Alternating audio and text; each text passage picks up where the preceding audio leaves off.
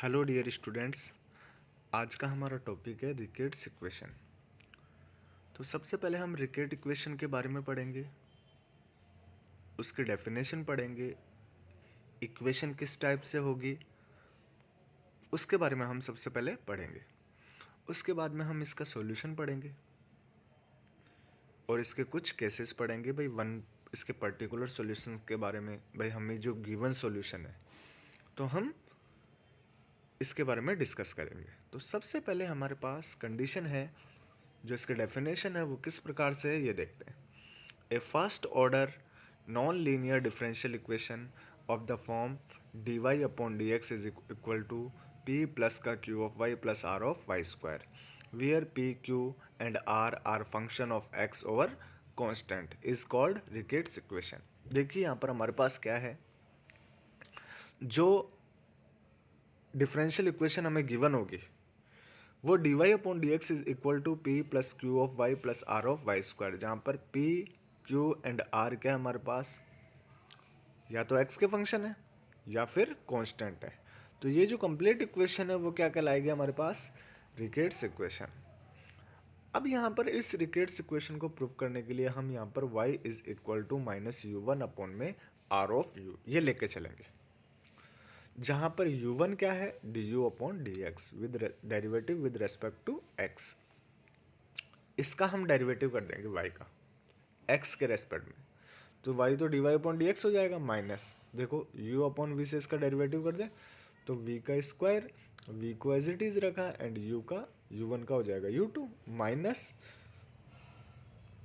u1 को as it is रख देंगे और r ऑफ u का u इंटू वी से डेरिवेटिव कर देंगे, तो r को रखा u का u1 प्लस u को रखा और r का r1, तो यहाँ पर u आएगा। क्लियर है, ये u आएगा।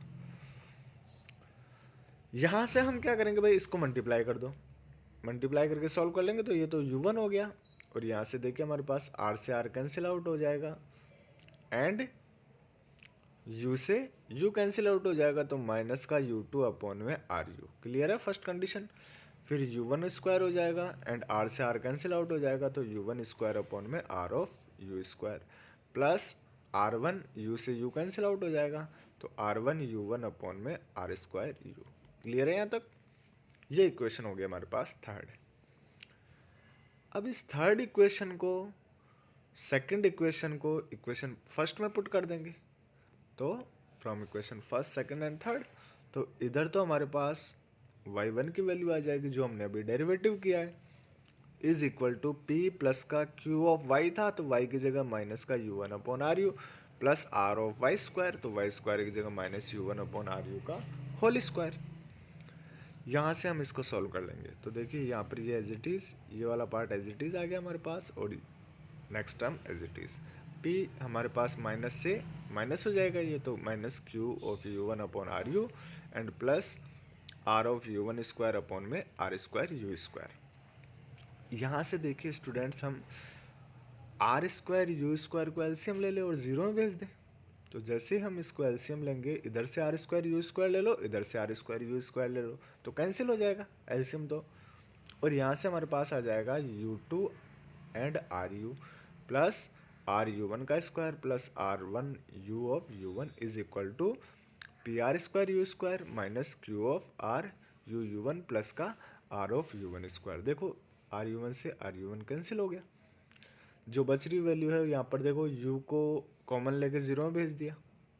क्लियर है यहाँ पर, और u2 एज इट इज़, क्योंकि u2 क्या है, डी स्क्वायर यू अपॉन में डी एक्स स्क्वायर, u1 क्या है, d u upon D x and u as it is, तो यहाँ पर हमारे पास देखो ये एज इट इज़ वैल्यू रख दी और यहाँ पर हमारे पास इसे प्रूव कर दिया। क्लियर है।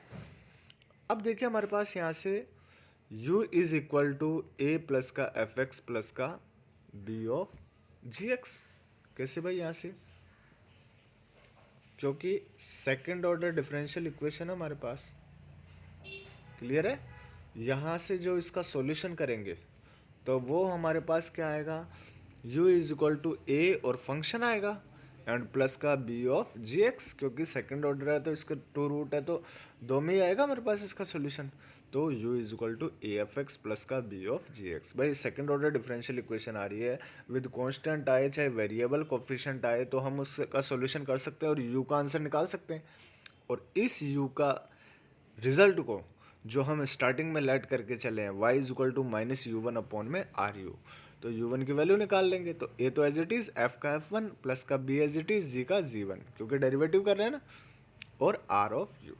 यहाँ से देखिए a को कॉमन ले लेंगे, क्लियर है, या फिर b को कॉमन ले लो या a को कॉमन ले लो, दोनों को कैंसिल कर दो कॉमन लेके। तो y is equal to c f one plus का g1 अपॉन में r c f x plus का g ऑफ x और माइनस बाहर आ जाएगा। तो ये हमारे पास इसका सॉल्यूशन आ गया। क्लियर है स्टूडेंट्स? तो ये हमारे पास जहाँ पर c की वैल्यू है a अपॉन में b।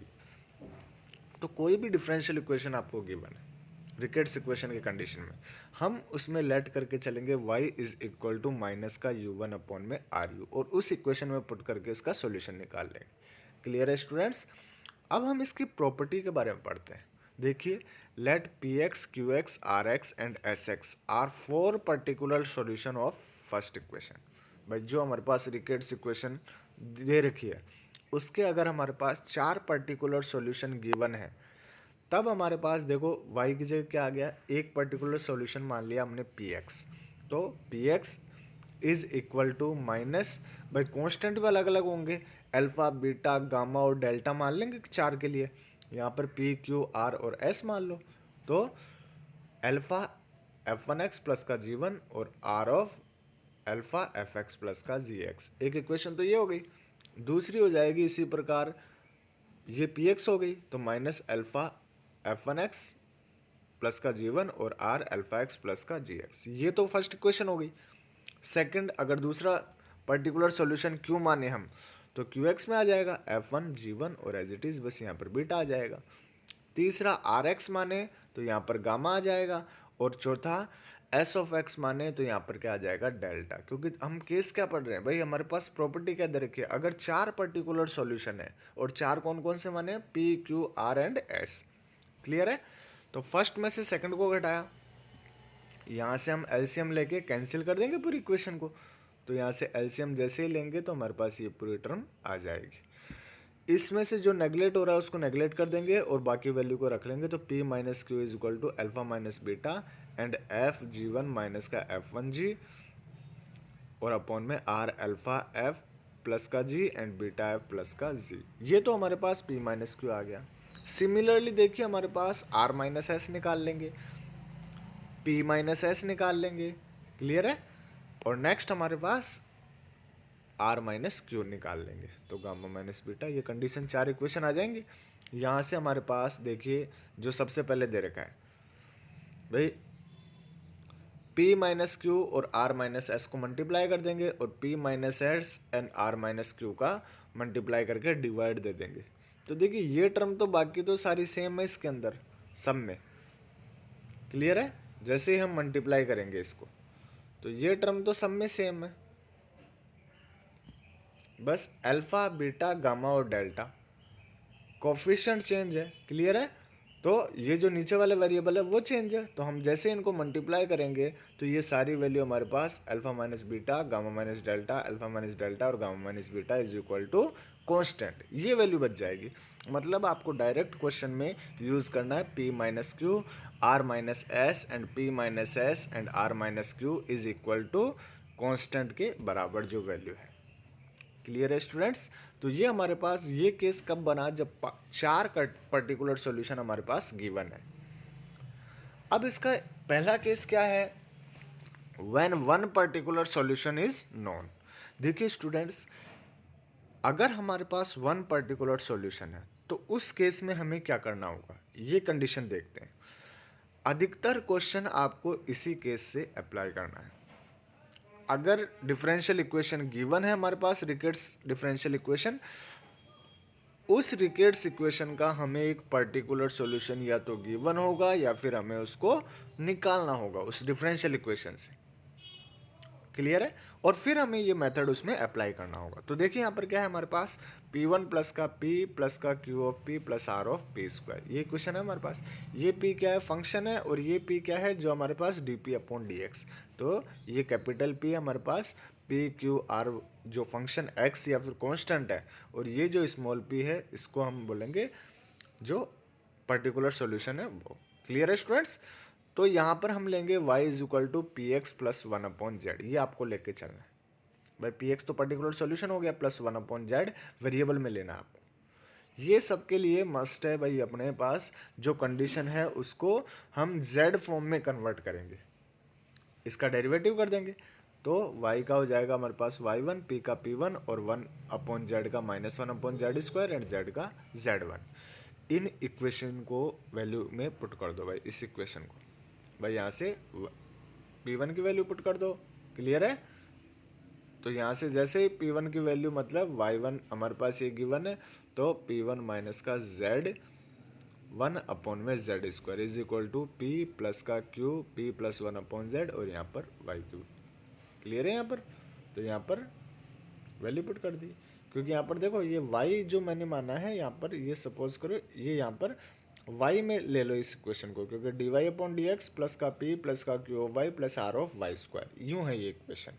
तो यहाँ पर y है तो y1 की वैल्यू आएगी, हमने p माना है तो p1 की वैल्यू आएगी, ये देख लो आप यहाँ पर। क्लियर है? ये थोड़ा सा मिसप्रिंट हो गया, आगे देखिए। ये हमने p1 की वैल्यू रख दी और यहाँ पर एज इट इज। अब देखिए यहाँ पर जो वैल्यू, इस इक्वेशन को हम सॉल्व कर लेंगे भाई। यहाँ पर क्या आ रहा है? p1 है। क्लियर है? और z1/z², क्या हमारे पास p1 की वैल्यू है जो अभी निकाली हमने, p प्लस का q of p plus r of p²। क्यों? क्योंकि पर्टिकुलर सॉल्यूशन लेके चल रहे हैं, और ये इक्वेशन हमारे पास कहाँ से आई है? y जो हमारे पास रिकेट्स इक्वेशन गिवन है, और रिकेट्स इक्वेशन क्या है जो हमने अभी बताया कि dy/dx प्लस का p प्लस का q of y plus r of y², तो उसमें रखा है। यहाँ पर हम इसकी वैल्यू रख देंगे और इसको सॉल्व कर लेंगे। तो देखिए z1 q प्लस का 2p ऑफ r z is equal to minus, क्या first order linear differential equation हो गई क्या z एंड x वेरिएबल के अंदर, और यहाँ पर ये हमारे पास वेरिएबल हो गया बराबर। तो यहाँ से इंटीग्रेटिंग फैक्टर और फिर इसका सॉल्यूशन निकाल सकते हैं। तो ये हमारे पास जो z की वैल्यू है वो हम निकाल लेंगे यहाँ से, और z की वैल्यू को इसमें पुट कर देंगे भाई। पर्टिकुलर सॉल्यूशन तो एज इट इज़, और 1/z मतलब जो z की वैल्यू हमारे पास रिजल्ट आया है, तो ये हमारा इसका कंप्लीट सॉल्यूशन हो गया। क्लियर है स्टूडेंट्स? तो पहला केस तो हमने पढ़ा कि वन पर्टिकुलर सॉल्यूशन अगर हमारे पास गिवन है तो किस प्रकार से हम इसको प्रूव करेंगे। अब बात करते हैं हम दूसरे पर्टिकुलर सॉल्यूशन। भाई अगर दो पर्टिकुलर सॉल्यूशन गिवन है, तो when two particular solutions are known let px and qx be particular solution of Riccati's equation. अगर दो p और q मान लिया, तो यहाँ से इसी इक्वेशन में देखो p के लिए तो p1 p प्लस का q of p plus r of p², और q के लिए q1 p प्लस का q of small q plus r of q²। First देखो जो फर्स्ट इक्वेशन है कौन सी? रिकेट्स इक्वेशन, उसमें से हम p1 को घटाएंगे। इसी प्रकार रिकेट्स इक्वेशन से ही q1 को घटाएंगे, तो y1 minus p1 as it is आ जाएगा। यहाँ से y minus p as it is common आ गया। इसी प्रकार y1 minus q1 y minus q और एज इट इज़ भाई माइनस कर देंगे। तो यहाँ से देखिए इसमें इसका डिवाइड दे दे, इसमें इसका डिवाइड दे दें। क्लियर है? और दोनों को माइनस कर दे, तो y1 minus p1 upon y minus p and y1 minus q1 upon y minus q is equal to p minus q and r। बाकी टर्म एज इट इज़। यहाँ से इसका इंटीग्रेशन कर देंगे, तो आपको अगर दो पर्टिकुलर सॉल्यूशन है तो इन दोनों इक्वेशन के में रख देंगे, और दोनों को रिकेट्स इक्वेशन में से माइनस करके माइनस कर लेंगे। तो ये हमारा इसका सॉल्यूशन हो जाएगा, और इंटीग्रेशन कर देंगे तो रिजल्ट आ जाएगा। तो ये हमारा नेक्स्ट कंडीशन हो गई। अब when three particular solution are known, भाई फोर पर्टिकुलर सॉल्यूशन के लिए अभी हमने पढ़ा है, थ्री के लिए क्या हो जाएगा? P Q and r, three particular solution are known. तब उस केस में क्या करेंगे? उसी इक्वेशन में भाई एक तो एज इट इज रख लेंगे हम वाई फॉर्म में। क्लियर है? रिकेट्स इक्वेशन तो वही होगी ना हमारे पास, उसमें से आप एक को पी क्यू और आर। क्लियर है? तो पी माइनस क्यू और r minus y upon p minus y and r minus q is equal to constant. भाई यहाँ से हम इस इक्वेशन में रख देंगे जो हमारे पास ये वैल्यू आई है ना इसमें। तो P q are and S माना था ना, तो एस की जगह वाई हो जाएगा, तो एस की जगह वाई रख दो आप यहाँ पर, क्योंकि चार पर्टिकुलर सॉल्यूशन के लिए तो ये आ जाएगा। और 3 के लिए क्या हो जाएगा, एक कम है कि तो वाई वेरिएबल यूज़ करेंगे वहाँ पर, तो वहाँ पर वाई वेरिएबल में यूज़ करेंगे तो ये कंडीशन आ जाएगी हमारे पास। क्लियर है स्टूडेंट्स?